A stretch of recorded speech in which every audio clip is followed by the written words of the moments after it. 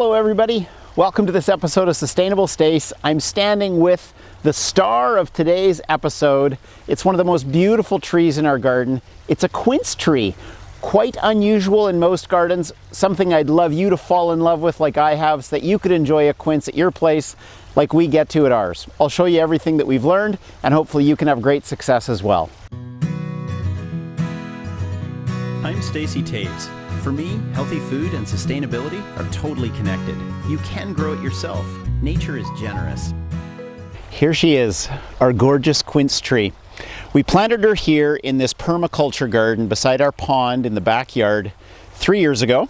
If you've not checked out my videos on permaculture beds, you might want to, because she's kind of one of the centerpiece trees in this area. And I was looking for something funky and unique. Now, as you can tell, if you haven't seen a quince before, it's kind of a cross when you look at the fruit between an apple and a pear. Some would say it's got the core of an apple and it's got the shape of a pear, but it's much more dense. I've cut one open just so you can see the inside, so it looks very much like an apple or a pear inside as well. And the variety that we have, which I believe is a Smyrna quince, is yellow in color. And when she's flowering in spring, her flowers are huge. Similar to our provincial flower here in British Columbia, Canada. It looks like a dogwood flower. These are pink though, big pink flowers that are about this big around. And this year, being her third year here, she's abundantly fruitful. Our first year we had one quince on here. Last year I think we had 3 or 4. And this year I just counted 36 pieces of fruit. So she's hanging with fruit and they are completely ripe. And you might be asking, as I have, what do you do with a quince? So there's lots to learn here, and I'll just share what I have learned over the years in growing quince, because it's a very rewarding tree to grow, and even if you're just going for the aesthetic and the wow factor, it's worth it. So I've got so much to tell you about quince trees in general and just what I've learned over the years from having it.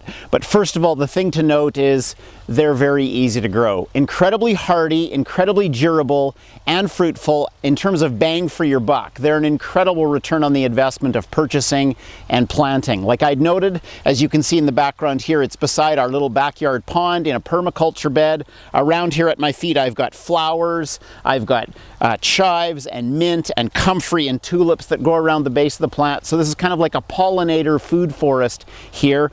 And the soil where I've planted her is not great. It's actually what was used when we excavated out the pond. Very heavy clay soil into which we dug a large hole, as you always should when you're transplanting mature trees or fruit trees. We made a hole that was 2 or 3 times the size of the root ball, filled it with some rotted manure and some compost and got her in there, and staked her up with a few tree ties so she couldn't blow, because there's a really strong wind in winter that comes this way. So you can see now that she's probably 8 or 10 feet across, probably about 3 meters across, and similar in height, and I think she'll probably double. So she could get to, I'd say, even 8 or 10 meters, 25 to 30 feet tall. The fuzziness of the leaves, which comes to then a fuzzy, warm-looking pink flower, and then the fuzziness on the fruit. It's like this tree is in pajamas. It's like comfort the way you look at it. It's just so gorgeous and warm and lovely. Growing zones. I am on the west coast of Canada in British Columbia on Vancouver Island. My growing zone is 8. And I believe these are cold hardy to as cold as 5, can go as warm as 9. So zones 5 through 9, a quince should do really well for you. If you plant it well, stake it up, it needs very little maintenance. I have no water system currently in this permaculture garden. It gets annually 1 deep layer of chips, like bark chips or mulch, on top of some cardboard and some coffee sacks. And with that triple layer of cardboard, coffee sacks, and mulch, I just kind of suppress the moisture in the weeds, and then I repeat that annually. No watering, and this beauty in this area had up to 100 days this summer when it was over 30 degrees Celsius, which is pushing, 100 degrees Fahrenheit through the summer, 100 days with no rain. And look at how well she's done, so well. But there is one symptom that's the result of that dry period, followed by now the fall rains. We're into October, we're starting to have frost. We're seeing splitting fruit because I've left it on the tree a bit too long. So if the quince tree has had a really dry season and then it comes into a really wet season, it absorbs so much moisture at once the fruit splits. So some of the pieces of fruit have started to split because of that, and it's also because I've left it a little too long because I want it to be really ripe before I harvest it and prepare it for the foods that I'm going to use it for. So I think that if I had had water on it through the summer, at least a trickle now and then, it wouldn't have caused it to be any more alive, because it stayed plenty alive and fruitful, but I think it would have had water in its cell structure, and then when the abundant rain of the fall came, the fruit would have been less likely to split. I just want to mention a little bit about the maintenance of the tree. Now, the beautiful thing again about quince being so hardy, able to endure dry conditions, able to endure cold winters so that they're hardy, zones 5 through 9, is that I've gone some seasons without pruning and some seasons with pruning, but I'm just looking at the tree and I've backed up the camera bit so you can see more of the full size and shape of the tree. And you can see there's a branch going off to this side here, and it's got 4 or 5 pieces of fruit on it, and it's starting to look like it's leaning a bit, whereas this branch behind it has 4 or 5 pieces of fruit on it, but it's much more stable and strong. So for pruning purposes, I know that I need to take some off this tree at the close of the fruiting season. I'll wait till it's dormant because it's a deciduous tree. It'll shed its leaves, and I'll be taking this branch off right here, and it'll help it become more erect and more strong so that if it fruits next year on this branch, it'll have more structure to hold on to it. Other than that, when I look at it, this branch is coming out beautifully and everything else is more or less heading uphill or towards the sky at about a 45 degree.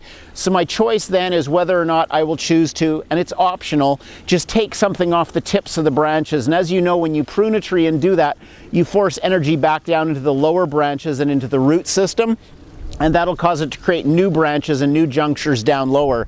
But I really like the shape of the tree with just this branch as an exception. So that's the one that I'm going to lop off a little bit and shorten so it can be structurally stronger. It's standing up really well compared to other trees in this garden against the wind and doing really well in drought and dry conditions. So it's a magnificent tree, no disease on it. And I think the next thing we want to talk about is now you've got a quince, you get some fruit, what are you going to do with it? One other thing I wanted to note is that alkali or acidic, your soil is not too much of a concern to a quince tree in the same way that it would be to many other trees. All that I've done for amending or building the soil since I planted it with lots of good material in the big hole that I dug for it is I give it a little scoop of rotted compost every spring.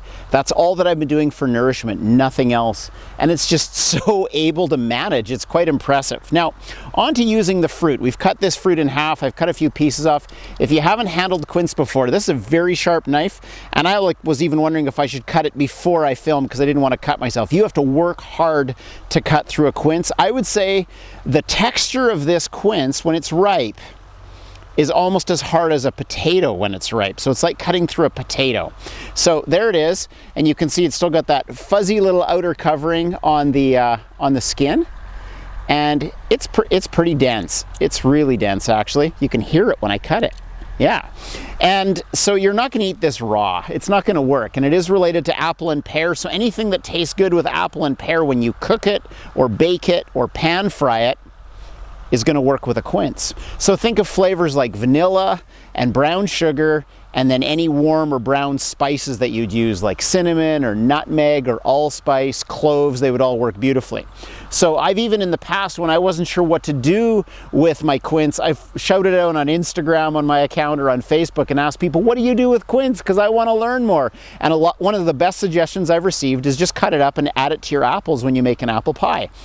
So if you think of baking it or pan sauteing it in butter and adding brown sugar, vanilla, any of those brown spices, you're going to have beautiful flavor. I'd suggest blending it in so that you get this additional rounded flavor when you cook it with pear or cook it with apple. It's beautiful. I'm going to pick a few of these today and I'm going to bake with them, add them in with some apples from our orchard, and it's going to be gorgeous. So look at that. What a gift she is to our family. Beautiful quince. Well, I hope that this video has accomplished what I intended, which was to give you some inspiration to go out and purchase a quince tree if you don't have one yet, or to revive one if there is one in your yard that you haven't given any love to, because they deserve the love. Thanks a lot for watching. I'm always wanted to put out resources to you that are hopeful, helpful, and healthy, so please feel free, if you're watching this on YouTube, to subscribe, ask for some notifications, and I'll keep on pushing out great resources for you and your friends.